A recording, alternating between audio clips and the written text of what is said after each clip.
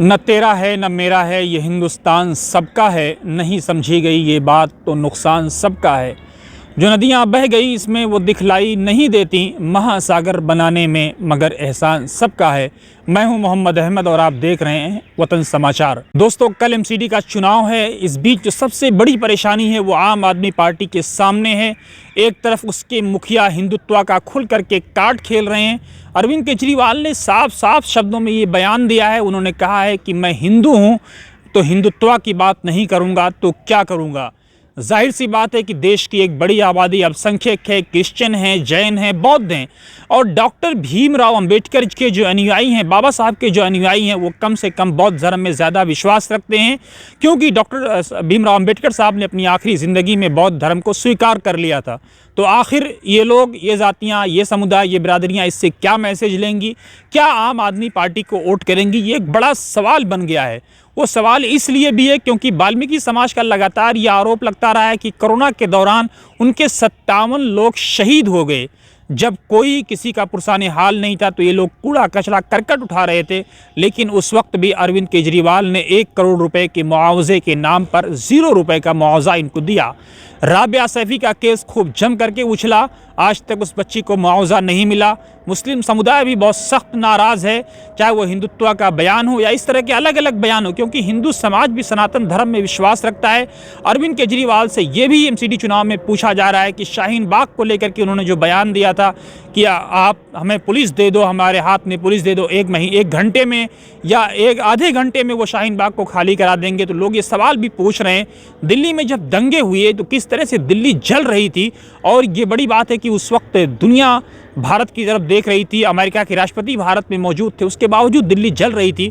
तो अरविंद केजरीवाल पे सवाल है कि वो मौन क्यों धारण किए हुए थे, चुप क्यों थे, गांधी की समाधि पे जाकर के वो बैठे हुए थे, क्या वो अपने विधायकों के साथ जा कर के वहाँ पर अनशन का ऐलान नहीं कर सकते थे, वहाँ का दौरा नहीं कर सकते थे। अगर अरविंद केजरीवाल वहाँ जाते तो दिल्ली जलने से बच सकती थी। अरविंद केजरीवाल ने जैसे ही मरकज़ निज़ामुद्दीन पर अटैक किया और अलग अलग मौक़ों पर जब वो कोरोना का अलग बुलेटिन जारी करते थे, मरकज़ का अलग बुलेटिन जारी करते थे और दिल्ली का अलग बुलेटिन जारी करते थे। अब लोग ये पूछ रहे हैं कि क्या दिल्ली मरकज़ से बाहर है या मरकज़ दिल्ली से बाहर है, क्या दोनों एक दूसरे के साथ नहीं हैं। लोग ये सवाल कर रहे हैं कि आखिर अरविंद केजरीवाल ने ऐसा वातावरण क्यों क्रिएट किया कि लोगों ने मुसलमानों का बाइकाट करना शुरू कर दिया, बहिष्कार करना शुरू कर दिया। सब्ज़ी वालों को सबसे ज़्यादा परेशानी हुई, कमज़ोर मुसलमानों को सबसे ज़्यादा परेशानी हुई कि लोग उनके आई कार्ड चेक करने लगे। आरोप यही है कि जैसा अरविंद केजरीवाल ने वातावरण बनाया, जो माहौल बनाया कोरोना के दौरान, वो सीधे सीधे मुसलमानों पर, उनके अस्तित्व पर और उनकी शनाख्त पर हमला था। तो अब क्या देश के दलित, खासतौर से दिल्ली के दलित, दिल्ली के मुसलमान, दिल्ली के अल्पसंख्यक, दिल्ली के क्रिश्चियन, ईसाई, जैन, बौद्ध, ये आबादी और या वो लोग जो हिंदू हैं लेकिन हिंदुइज़्म में विश्वास रखते हैं, हिंदुस्तानियत में विश्वास रखते हैं, सनातन धर्म में विश्वास रखते हैं, क्योंकि हिंदू समाज में एक बड़ी आबादी हिंदू और हिंदुत्व को अलग करके देखती है। हालांकि एक मौके पर यह भी कहा गया है कि हिंदुत्व वे ऑफ लाइफ है। तो अब इन सारे सवालों का जवाब 4 तारीख को दिल्ली की जनता देगी और 7 तारीख को जब नतीजे आएंगे एमसीडी चुनाव के तो इनका कितना बड़ा प्रभाव पड़ेगा। जबकि अरविंद केजरीवाल ने साफ तौर पर यह ऐलान कर दिया है कि वो हिंदू हैं और हिंदुत्व की बात करेंगे। वो गणेश और लक्ष्मी जी की फ़ोटो की भी नोटों पर बात कर रहे हैं। अब हिंदू समाज खुद ये पूछ रहा है कि आखिर धर्म के आड़ में यही केजरीवाल एक मौके पर ये कहा करते थे कि सांप्रदायिकता सबसे बड़ा जहर है मुल्क के लिए, करप्शन से भी बड़ा जहर है, लेकिन आज वो सीधे सीधे हिंदू मुस्लिम का कार्ड खेल रहे हैं।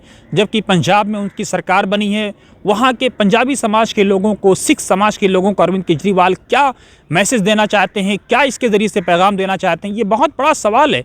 लेकिन इन सारे सवालों का जवाब दिल्ली की जनता को देना है।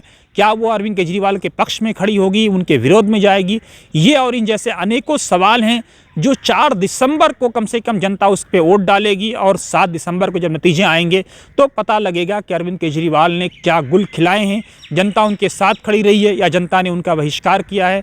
आप देखते रहिए वतन समाचार। अगर हमारी ये वीडियो पसंद आई हो तो ज़रूर आप कमेंट बॉक्स में अपनी राय दें। साथ ही आप हमारे यूट्यूब चैनल को लाइक, शेयर और सब्सक्राइब भी करें। आप हमें डोनेट भी कर सकते हैं और फेसबुक पर आप हमें फॉलो कर सकते हैं, ट्विटर वतन समाचार पर भी आप हमें फॉलो कर सकते हैं। और कुछ नहीं कर सकते तो कम से कम इतना ज़रूर करें कि इस तरह की चीज़ों को शेयर करें ताकि लोगों को सही और सटीक खबरों की जानकारी पहुँचती रहे और आप हमें ज़रूर डोनेट करें ताकि हम बिना रुके, बिना थके और बिना झुके इसी तरह से सही और सटीक जानकारी आप तक पहुंचाते रहें।